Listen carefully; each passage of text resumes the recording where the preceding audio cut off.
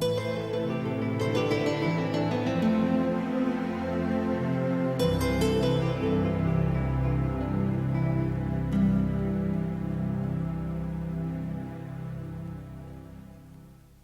think that one of the most underrated hazards in medicine is that of biohazardous waste. It's a terrible thing for accidentally get HIV, just being careless.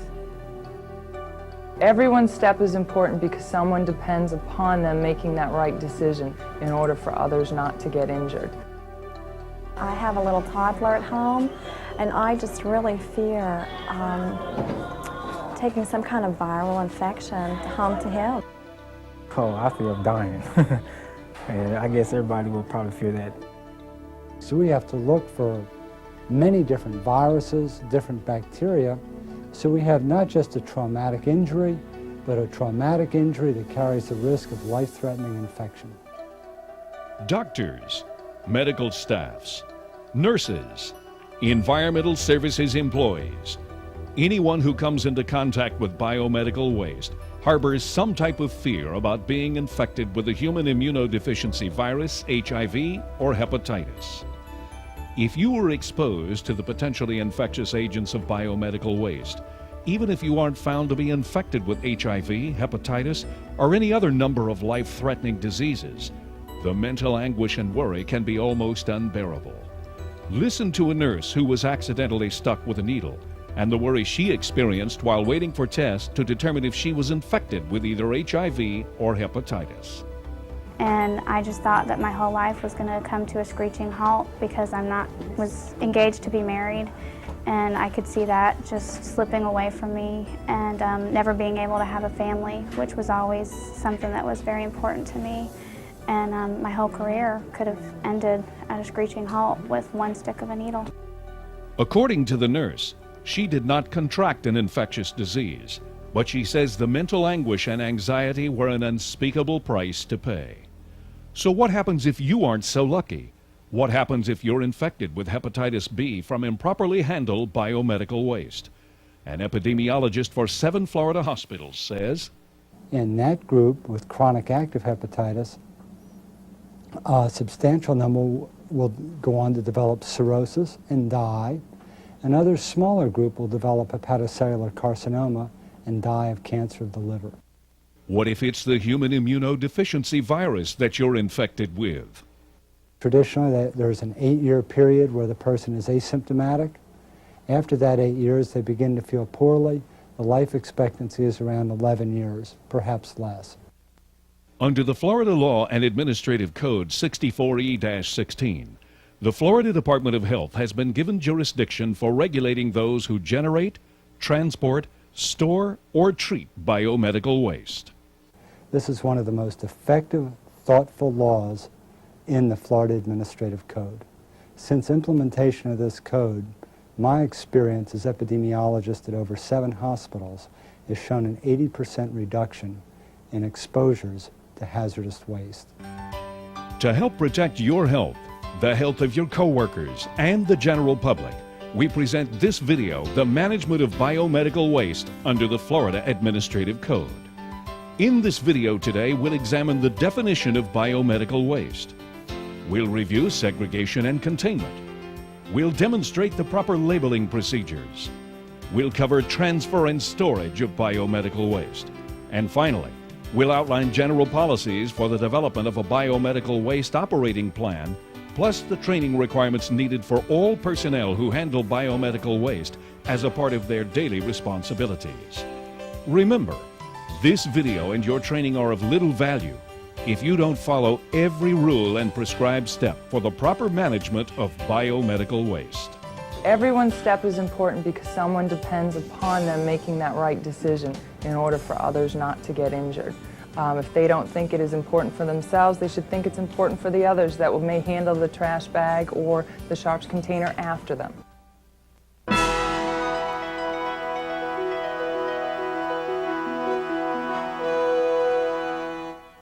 Under Rule 64E-16 of the Florida Administrative Code, biomedical waste is defined as any solid or liquid which may present a threat of infection to humans. Some examples are non-liquid tissue and body parts from humans and other primates, laboratory waste, blood and blood products, body fluids or materials saturated with blood or blood products, and discarded sharps. All healthcare workers should take precaution to prevent injuries which may be caused by sharps. Sharps are defined as materials that are capable of puncturing, lacerating, or otherwise penetrating the skin. And because there is this danger of puncturing the skin or penetrating the skin layer, they need to be put into an approved sharps container. Needles and syringes with needles attached, and contaminated hard plastic or glass objects that are broken are just some examples of sharps. Absorbent materials saturated with blood, body fluids, or excretions or secretions contaminated with blood are biomedical waste. Absorbent materials saturated with blood or blood products that have dried, such as this gauze with dried blood from a surgical wound inside this young boy's ankle cast, are also included.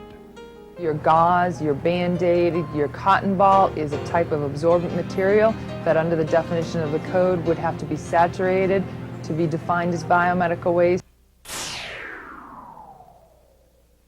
The code also includes as biomedical waste non-absorbent disposable devices, such as this disposable plastic surgical drape being taken down by the nurse, that have been contaminated with blood, body fluids, or blood-contaminated secretions or excretions, and have not been sterilized or disinfected by an approved method. A non-absorbent device would be a pair of gloves, an IV tube, a urine specimen cup, if they were to have the secretions with the blood in it, etc.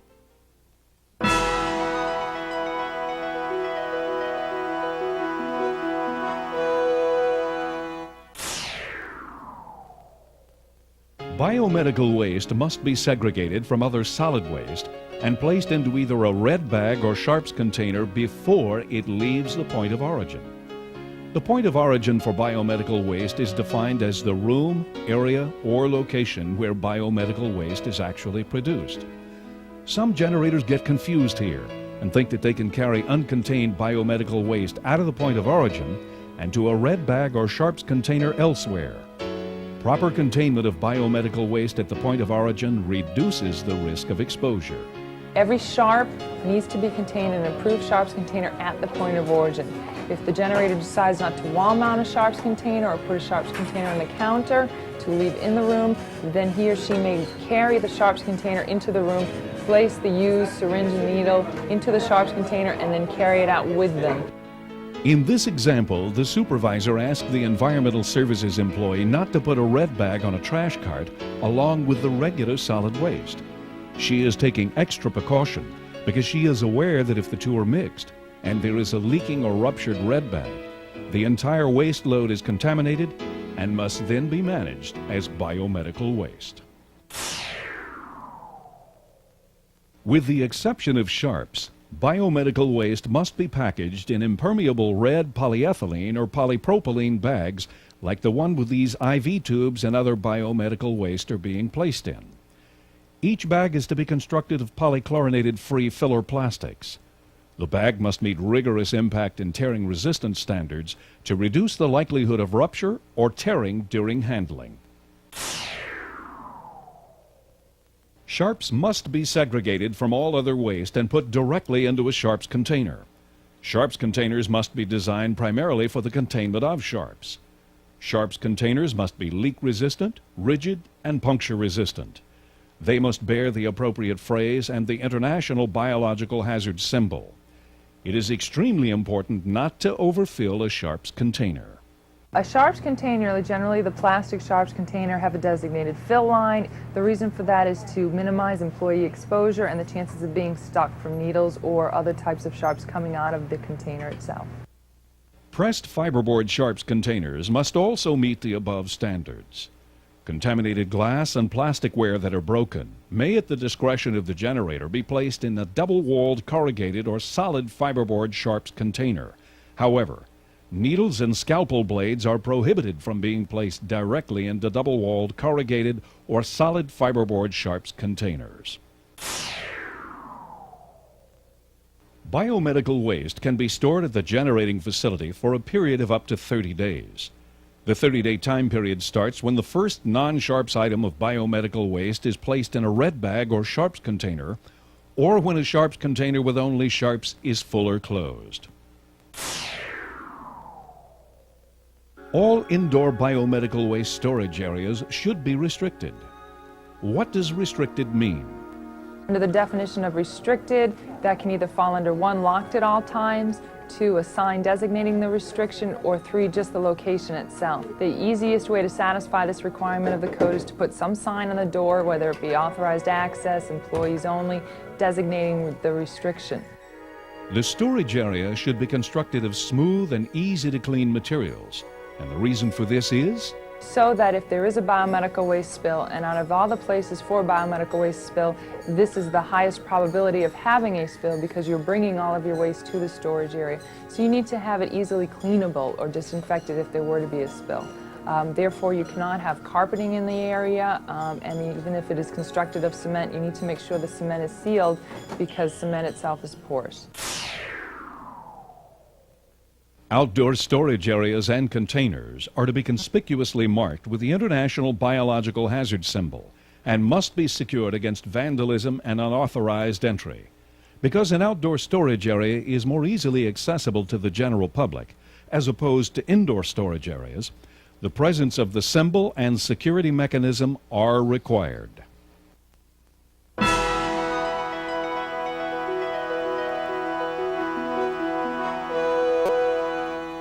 If a generator of biomedical waste has the waste transported away from the generating facility for treatment and disposal, then all packages containing biomedical waste must be appropriately labeled.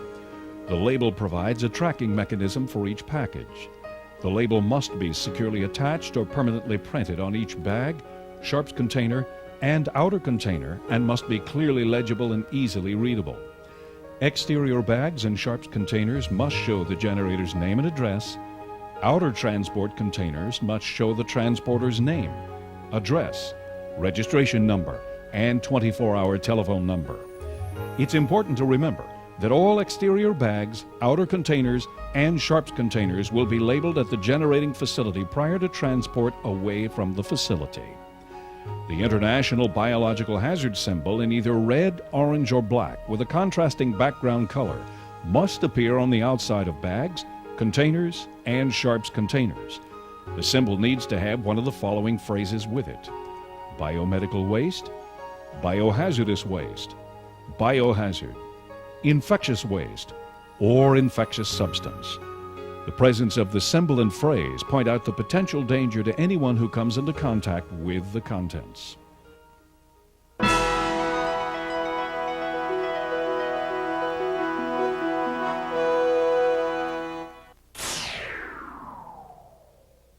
Packages of biomedical waste must remain intact during transfer within the generating facility. Transporting the containers within the facility needs to be done in a way that is not going to compromise the package integrity. In other words, cause the bag to rip or split. If this red bag of biomedical waste had ruptured while being dropped by this environmental services employee, then it would have to be repackaged prior to transfer within the facility or transport away from the facility. What happens if the dropped bag in the indoor storage room splits and spills its contents, or you spill biomedical waste such as this vial of blood? If in the packaging, transfer, or transport of biomedical waste, any surface is contaminated with spilled or leaked biomedical waste, all such surfaces shall be decontaminated as a part of the cleaning process. Notice the decontaminating agent and waste are placed in a red bag which is tied and disposed of properly. Every generator of biomedical waste is required to maintain as a part of their biomedical waste operating plan a spill contingency plan for just such an occurrence. It must identify the types of liquids that you're going to use to clean up a spill, as well as how you're going to contain the materials that were used to clean up the spill. Many generators ask, where am I supposed to keep the substance used to disinfect this spill? Generally, a generator will keep at least bleach somewhere in the facility that they would use. Now, whether this disinfectant is kept on a housekeeping cart or in a nurse's station or in a storage closet, that's up to the generator because it's not routinely used. It's only used if there is a spill of biomedical waste. In this case, the generator keeps the bleach with a spill kit, which contains cleanup utensils, absorbent materials, and other items useful in spill containment and cleanup. In the event that a generator contracts to have biomedical waste transported away from the generating facility for treatment, the generator must sign such a contract with a biomedical waste transporter who is registered with the Florida Department of Health. As you can see here, the transporter is making certain the biomedical waste containers are appropriately sealed, and then he is providing a pickup manifest showing the volume of biomedical waste picked up from the generator, which happens to be a blood bank. A generator may transport less than 25 pounds of their own biomedical waste in their own transport vehicle on any single occasion without being registered.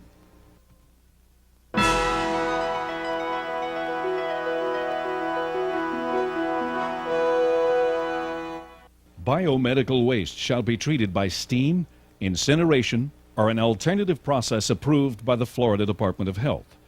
Alternative processes such as chemical, dry heat, or microwave shredding may be used by the generator, provided the manufacturer has submitted a written request to the state health officer, which includes microbiological evidence the proposed process provides a satisfactory level of disinfection against the organisms listed in the department's protocol.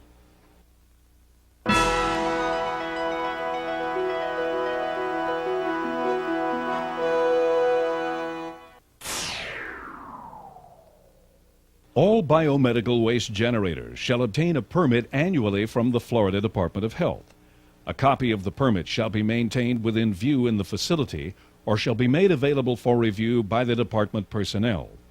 The administrative staff of this hospital is reviewing the permit with a biomedical waste inspector from the state of Florida Department of Health. If the generator generates less than 25 pounds of biomedical waste each 30-day period, then the generator is exempt from this requirement. If it is a new generator, they are required to purchase a current permit, and then after a year of receipts, when they can validate that they are under 25 pounds of biomedical waste produced from their facility each month out of that year, then they can file for an exemption the next permitting year. Every generator of biomedical waste must prepare, maintain, and implement a biomedical waste plan. This plan must be a written plan providing for identification, segregation, packaging, and storing of biomedical waste within their facility. The plan must be updated when procedures change or the regulations are changed by the Florida Department of Health. Often generators have a plan, but the plan has shortfalls. Common deficiencies is the generator is telling us in their plan that they are segregating biomedical waste from other solid waste at the point of origin. They don't tell us where points of origin are. They don't tell us what types of containers they're segregating it in. They don't tell us what type of storage area, the location of the storage area, where it is. How specific does the plan have to be? A good point to stress is that the generator should be able to read that plan and walk through the facility knowing where everything is, types of containers that are used, and if they can't do that just on the paperwork, then their plan is lacking some specific details. Large generators, such as hospitals which have multiple specialty services, shall as a part of their plan include plans that detail the procedures specific to that area of specialty. Every generator of biomedical waste must train all affected personnel in the proper management of biomedical waste. This training program should be a part of the biomedical waste operating plan. That all employees who handle medical waste must be trained in the code itself, knowing how to handle, label, segregate, contain, transport the biomedical waste. The training must occur prior to commencing duties when a new employee is taken on staff. So what is meant by prior to commencement of duties? Before they are actually handling the medical waste. And the reason for that is so that they are trained in the proper containments because they are making the decision as to what exactly is a sharp, and if they haven't been trained as to what a sharp is, they might not make the right decision. All personnel who handle biomedical waste shall be given an annual refresher training session provided by the generator or by their designee. All biomedical waste management records need to be maintained for 3 years at a time. They must be made available for inspection by representatives from the Florida Department of Health. Manifest for biomedical waste pickup should be kept on file. Today, we've examined the definition of biomedical waste, reviewed segregation and containment, demonstrated the proper labeling procedures, covered transfer and storage of biomedical waste, and finally, we've outlined general policies for the development of an on-site biomedical waste plan and training for personnel who handle biomedical waste. As a daily guide to your responsibilities in handling biomedical waste, remember the words of the Biomedical Waste Coordinator on attitude and performance. Everyone's step is important because someone depends upon them making that right decision in order for others not to get injured. If they don't think it is important for themselves, they should think it's important for the others that may handle the trash bag or the sharps container after them.